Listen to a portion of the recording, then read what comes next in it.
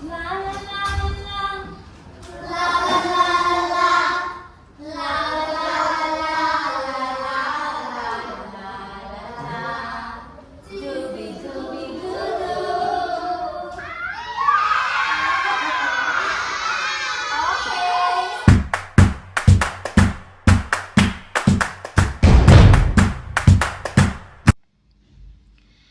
morning!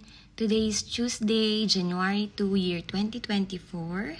And back to work na tayo pagkatapos ng 10 days Christmas vacation. And this is a day in my life as an OFW here in Thailand. Every Tuesday ay meron akong gate duty. So, kailangan maaga akong pumasok ngayon. Pero kapag hindi ko naman po duty sa gate, pwede naman po akong pumasok kahit 7:40.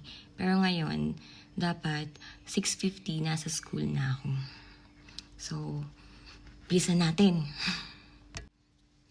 Usually, naglalakad lang ako papasok sa school. Pero dahil nga kailangan maaga ako ngayon, mag-grab ako. So, ayan. Susuklay na lang ako. Nakabook na ako ng grab. Then, pasok na tayo. Ayun na yung grab.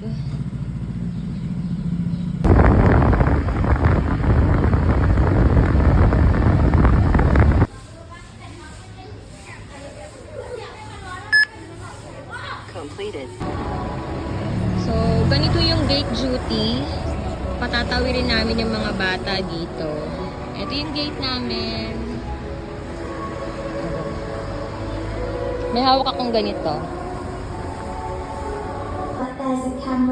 So, after ng aking gate duty ay ang camp bridge review ng aking mga anak.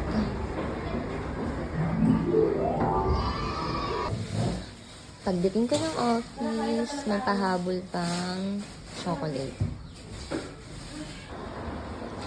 After camp bridge review, wala po akong first period ngayon. So, ako ay kakain muna. Mag-aalmusal and then bibili na rin ako ng pang-lunch ko later. Khao sui for breakfast. Chicken khao sui. Happy New Year! Happy New Year mga patay gutom! Happy New Year! Almusal tayo! 12 hours a week lang po ang aking mga klase. So, marami akong vacant time. Okay, so tuwing vacant ko, dahil ako po ay isang class advisor, may mga reports po ako na dapat gawin. Pero, madali lang siyang gawin. So, dahil Tuesday nga ngayon at duty ko, tuwing break time, kailangan ko rin bumaba para magbantay ng mga batang naglalaro. Ayan. Dito lang. Tingnan mo lang, baka magkasakitan lang sila. Ikot-ikot lang.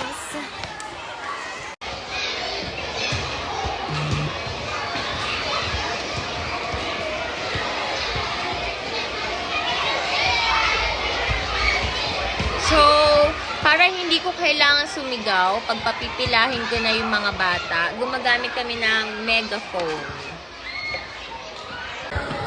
Okay, so 10:15 magsisimula ang next class ng mga bata. Kaya 10:10 ay mag-ring na ako ng bell.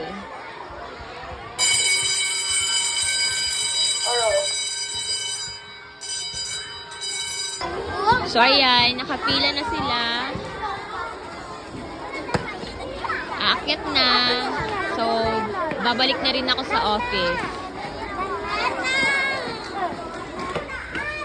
Lunch break duty.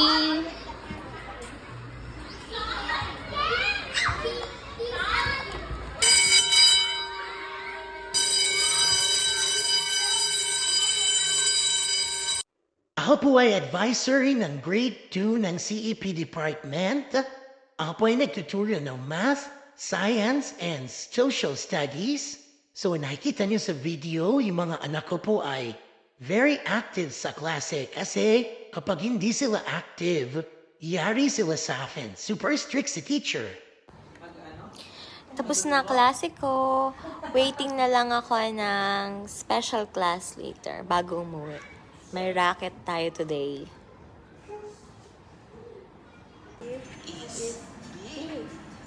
Special class. Nasa bahay na ako. So, dito po magtatapos ang aking a day in my life as an OFW dito sa Thailand. Good night!